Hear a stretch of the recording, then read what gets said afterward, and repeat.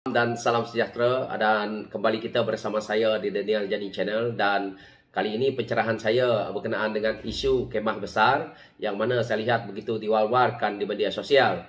Tetapi saya sebagai rakyat melihat bahawa belum cukupkah apa yang kita lihat apabila PH ditumbangkan 22 bulan. Apakah kita nak lagi perkara ini berlaku? Jadi apa yang berlaku hari ini, tujuan kemah besar ini tidak akan menguntungkan kepada parti terutamanya PKR. Kerana apabila kemah besar ini berlaku, maka mereka akan membuat agihan kursi. Jadi di kursi ini nanti sekiranya PKR di kursi-kursi yang tertentu tidak dapat majoriti untuk menang dan mereka akan kurang, maka alasan mereka Datuk Seri Anwar Ibrahim tidak akan menjadi Perdana Menteri lagi. Ini adalah satu yang kita lihat. Dan kita tahu bahawa Parti Warisan sudah pun bergerak ke Semenanjung. Dan hari ini jika PRN Johor ini berlaku, maka kalau kita nak bercerita lagi tentang kemah besar, ini adalah satu strategi yang mungkin bukan daripada PH tetapi daripada orang-orang UMNO, orang-orang Bersatu untuk mereka pecah dan perintah. Apa yang berlaku di Sarawak apabila GPS melawan sampai 4-5 kursi sampai ada yang 7 kursi. Ini adalah yang menguntungkan GPS. Ini juga akan berlaku kepada parti kerajaan yang ada hari ini. Jika sekiranya berlaku di Johor perkara yang sama ataupun seperti yang ada di Melaka, maka 3 lawan 1, 4 lawan 1, yang untung adalah parti yang hendak dilawan ini tadi seperti mana parti pemerintah. Jadi ini adalah satu strategi yang telah pun mereka pasang. Jika ini yang PH nak buat kemah besar ini, lebih baik jika Presiden Amanah tidak bersetuju dalam apa yang berlaku dalam PH, lebih baik keluar tubuhkan mereka punya komponen lain bersama dengan Parti Pejuang ataupun Parti Warisan. Ataupun jika DAP tidak bersetuju dengan PKR, mereka juga boleh keluar bersama. Karena apa yang berlaku hari ini sama-sama pembangkang, tidak ada isunya di situ.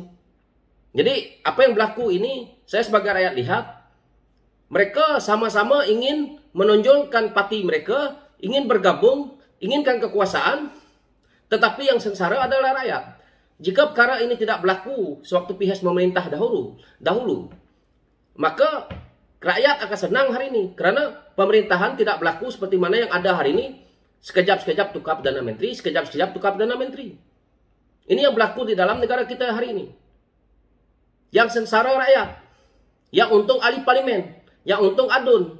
Kerana apa? Kerana mereka ni yang dapat pension. Rakyat akan dapat harga barang naik. Inflasi yang dirasai oleh rakyat. Kerajaan bagi duit tidak setimpal dengan bantuan yang diberikan, tidak setimpal dengan apa yang rakyat rasa hari ini. Inilah yang berlaku jika pentadbiran itu tidak kukuh, menyebabkan rakyat sengsara. Jadi ini adalah satu yang kita lihat. Pengajaran demi pengajaran, tetapi masih lagi bertelagah nak menyebut isu kemah besar. Biarkan. Jika dah ada gabungan PH, jika nak teruskan. Apakah Parti Amanah tidak mampu meletakkan calon mereka? Apakah DAP tidak mampu meletakkan calon mereka? Apakah PKR tidak layak untuk meletakkan calon mereka? Apakah mereka kekurangan keuangan untuk mereka menjadi calon? Saya rasa itu bukan isunya. Jadi apa yang berlaku di sini? Kenapa kita nak bergabung dengan parti lain? Nak buat kemah besar daripada PH ni? Kan sudah cukup. Jadi ini adalah yang saya lihat bahawa strategi kemah besar ini tidak menguntungkan kepada parti yang ada dalam PH. Malah boleh juga merosakkan hubungan dalam PH ini nanti. Ini yang berlaku hari ini, yang kita lihat apabila Parti Bersatu keluar, yang mana kita lihat sebilangan pula mereka yang menyokong Azmin Ali keluar, akhirnya PH tumbang dan Datuk Seri Anwar Ibrahim tidak menjadi Perdana Menteri. Rakyat kerugian kerana yang kurap-kurap ada di atas. Elit-elit politiknya ada di sana. Hari ini kita lihat berbagai-bagai isu yang telah pun kita dengar. Satu persatu tidak boleh diselesaikan kerana masalah elit politik ini kembali berkuasa. Jika macai-macai mereka yang lebih kurang seperti saya yang bercakap, Memanglah mereka ni bolehlah nak bercakap seolah-olah mereka ini hebat. Mereka yang mengaturkan peraturan, mereka yang mengaturkan mahkamah, mereka yang mengaturkan ketua polis, mereka yang mengaturkan SPRM semuanya. Tapi hakikatnya, kita lihat apa yang berlaku hari ini. Orang di atas, mereka yang bekerja menjawat jabatan awam, peringkat tertinggi. Apabila kita dengar melibatkan isu penyelewengan, melibatkan isu salah guna kuasa, mereka tak nak letak jawatan semudah-mudahnya. Ada yang membicarakan bahawa mereka menunggu yang di-Pertuan Agong. Ini adalah satu yang sangat menjijikkan dalam pentadbiran negara kita hari ini. Saya sebagai anak muda di Malaysia ini, jika saya tidak menceritakan perkara ini kepada kawan-kawan saya yang lain, maka kita ni, anak-anak muda, nak bersekongkol dengan perkara ini. Jika kita nak kaya sendiri, nak senang lenang sendiri, jalannya cukup mudah. Tetapi anak cucu cicit kita, generasi kita yang akan datang menerima ni bala yang ada ni, hutang piutang yang dibuat oleh mereka ni. Kita ni gali lubang, tutup lubang.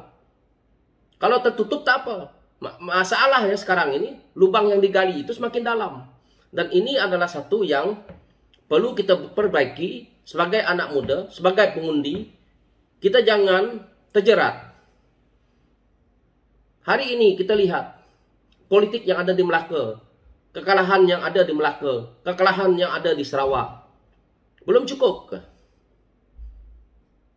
Begitu juga masalah dalaman parti ini. Jadi saya lihat di sini bahawa pihak Pakatan Harapan sepatutnya memperkukuhkan Pakatan Harapan, bukan menceritakan tentang kemah besar. Ini adalah sangat penting. Bagaimana mereka nak mencari calon yang sesuai, mereka-mereka yang layak, bukan atas pertimbangan daripada akar, daripada ranting, daripada cabang, daripada batang, daripada pohon. Ini yang berlaku di Sarawak. Pertimbangan ini dipakai oleh PKR di Sarawak. Akhirnya, deposit pun hilang. Ramai calon yang berkelayakan, berkebolehan, tidak dapat ditonjolkan kerana kaki bodek, kaki ampu, ada di atas, ada di bawah, sedang menunggu giliran masing-masing untuk menjadi calon. Akhirnya kalah, yang rugi adalah parti. Jadi di sini saya lihat bahawa parti harus menilai, harus melihat calon yang memang berkebolehan, calon yang memang ada turun ke bawah. Nanti kita akan kerugian. Kerana kita lihat contoh, apabila kita tidak mengambil calon yang memang berkebolehan, akhirnya masuk kepada parti lain. Apabila masuk kepada parti lain, mereka ini akan disokong oleh rakyat. Tetapi apa yang berlaku di PRN Sarawak yang saya lihat, perkara ini tidak berlaku. Calon sok sendiri. Akhirnya kalah, hilang deposit. Walaupun dibantu oleh Presiden, walaupun dibantu oleh Datuk Seri Wan Azizah untuk berkempen, tetapi tidak dapat menghalang. Karena ini adalah komitmen daripada rakyat melihat calon itu. Jadi ini adalah yang saya lihat. So apa yang berlaku ini, saya harap kemah besar ini tidak perlu dilakukan. Jika memang nak dilakukan, lebih baik PKR duduk bersendirian. Dan tidak perlu bersama dengan parti-parti yang ada di dalam komponen PH. So itulah pencerahan saya sebagai luahan hati saya yang melihat kepada sisi Pakatan Harapan ini. Saya harap tidak berlaku perpecahan tetapi perkuatkan SAF. Sekian, terima kasih. Thank you.